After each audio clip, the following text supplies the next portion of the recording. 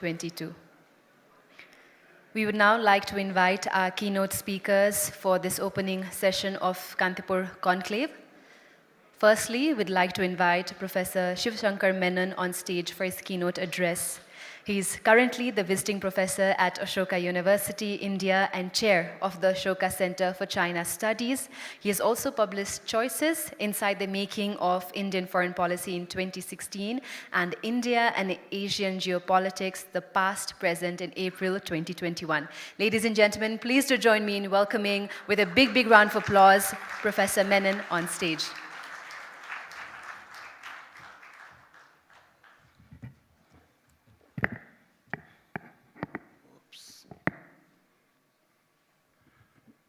Right Honorable Prime Minister Sher Bahadur Deopa, Mr. Kailash Shiroya, Mr. Bojad Bhokrail, ladies and gentlemen, thank you very much for asking me and for doing me the honor of speaking here at the Kantipur Conclave in such distinguished company. This is really a remarkable occasion that you have built here. And the level of participation, I think, is proof of its value and its influence. I thought I would use this opportunity to speak about the moment in which we in South Asia as a whole find ourselves. Because to me, this seems paradoxical. Many of our countries are in economic crisis or difficulty, and we face political uncertainty. And yet, to my mind, we have a moment of geopolitical and economic opportunity. Let me try and expand on this. Many describe our present condition as a crisis. In the last year and a half, 5 governments in South Asia have changed, not all of them in an orderly or predictable or expected way. 3 of our countries are in advanced stages of talks with the IMF and the international community on how to deal with their debt crises, and others might have to follow. And our economies are reeling from what the Honorable Prime Minister just mentioned, from the global economic slowdown, from the real prospect of a recession in some of the advanced countries, and from the effects from the fall in our tourism, remittance, other earnings thanks to the pandemic, and now by the second-order effects of the war in Ukraine. Now, this is not unique to South Asia. We are not alone in our economic troubles. The IMF says that something like 53 countries around the world, developing countries, face the possibility of extreme debt stress. But what makes this truly worrying, to my mind, is the fact that we have seen this coming for years. Some of us have been warning about it, and we've done precious little about it when you look at the international community as a whole. When you look at the big challenges, this developing country, debt crisis, climate change, other pandemic, other transnational or international challenges, I think, frankly, based on the recent experience, we should have low or no expectations of the international order. We can't look to the world for answers or solutions to our present crisis. So if this is how I see the situation, how can I say that we may have a moment of geopolitical and economic opportunity? Let's begin with the geopolitics. Today, South Asia is at the center of global geopolitics, and that creates an opportunity for us if we are bold enough to take it. The world is now in a transition from a US or Western-led post-World War II order to something that we can only dimly discern through a glass darkly, as it were, and the nature of which is still to be determined. I call this a world between orders, a world adrift. And whether it's globalization or the world economy, global politics, they're all in trouble and are changing. And the signs are all around us in the return of great power rivalry, in the rise of China and in the US-China strategic contention. It has engendered in the hotspots, which are all alive again, from the Senkakus through Taiwan, South China Sea, India-China border, all the way to Yemen, Ukraine, notice that these hotspots surround us in South Asia. And, as I mentioned, the inability of the international community to respond to these challenges in any meaningful way. So, as a result, global geopolitics are more fraught than they've ever been for a long time. And we, therefore, have to deal with contention. You know this in Nepal. You are being courted to be part of both the BRI and the free and open Indo-Pacific. And you know what great power rivalry is happening. But the reaction across the world, say to Western sanctions against Russia after the Ukraine war, suggests that most countries seek an alternative. They don't want to have to choose sides in this geopolitical rivalry of the great powers. They want to find a third way, a way which actually addresses the problems that they face. And they don't want to be caught up in other people's quarrels. So we in South Asia are not alone in this either. But one unfortunate effect of this great power rivalry and of this fraught international politics has been to make the international organizations weaker and more ineffective than they have been ever since World War II. We saw this during the pandemic, when, frankly, the international response was pathetic, with powers trying to score debating points, gain political advantage, rather than dealing with the humanitarian crisis that we all faced. But we shouldn't be surprised, because after all, these are organizations which are composed of member states. If those member states are quarreling, they're not going to make these organizations effective or let them do their job. So the other change that has really brought South Asia to the center stage is the fact that both the economic and the political center of gravity of the world is now in Asia. Asia is central, whether as a locus of production of the globe's goods, or whether as the place where the global balance of power is being determined. And South Asia is beside the most dynamic economies in the world and the major flashpoints and the hotspots of global politics. So this centrality is unusual for us, at least in the recent past. We're not used to this. During the Cold War, the main geopolitical fault line was in Europe, the Fulda Gap, between the Soviet Union and the US. And quite frankly, that suited many of us. We were quite happy to go our own way, unbothered by the world. But the end of the Cold War, the collapse of the Soviet Union, globalization processes, they changed all that. Our economies, India's economy certainly, and to a lesser or greater extent each of the other South Asian economies, are now integrated into the world economy.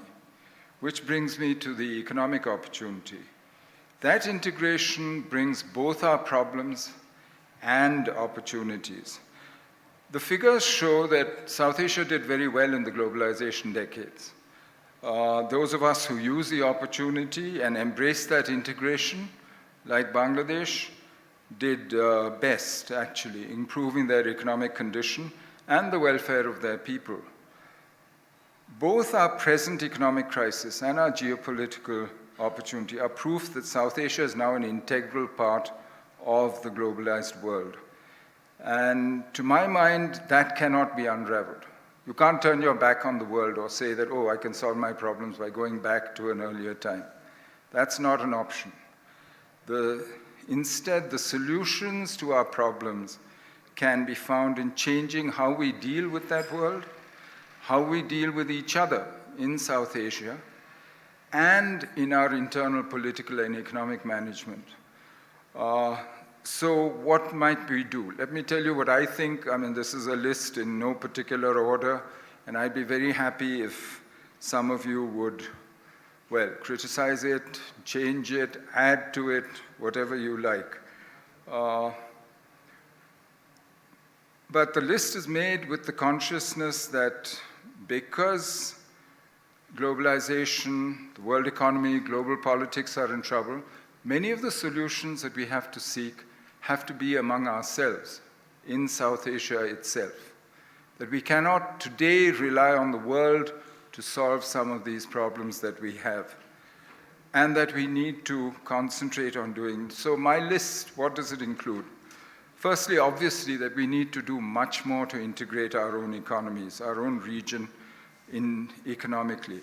And there are simple steps that some of us have been taking in the last 10 years or so, improving connectivity, road, rail, pipelines, power, and that seems to be the key. Our experience seems to show that. Another step that I think we might consider in today's world, given what we've seen happening, is to make creative changes to payment systems. In the Sri Lankan case, when Sri Lanka defaulted in April on her debt, it was countries in South Asia that came to her assistance. She's still negotiating with the IMF and the rest of the world. She has a staff-level agreement now with the IMF. But India, for instance, made available about $3.8 billion worth of food, fuel, and credits to see Sri Lanka through. Other big creditors and so on are still discussing the terms and the nature of their help to an economy which, frankly, was in free fall. And so I think the lesson is that external powers have their own priorities and cannot be relied upon the way they might have been maybe 10 years ago or so. Nor can we rely to that extent on the international organizations.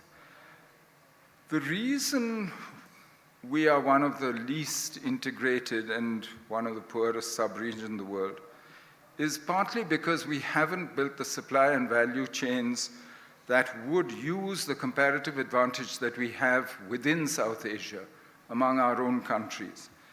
Most of the world's manufacturing actually today takes place in 3 clusters, centered on the US, on Germany, and on China. Until 2007, it used to be Japan.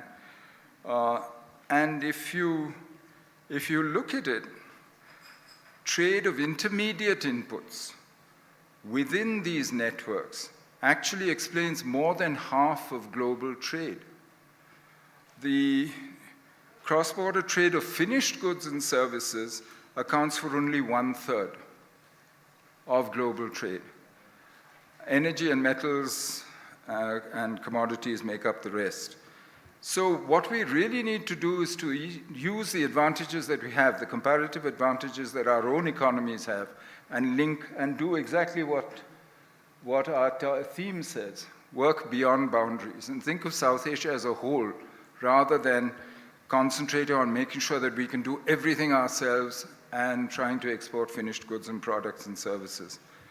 The other opportunity, of course, is in energy, where South Asia has long been an importer.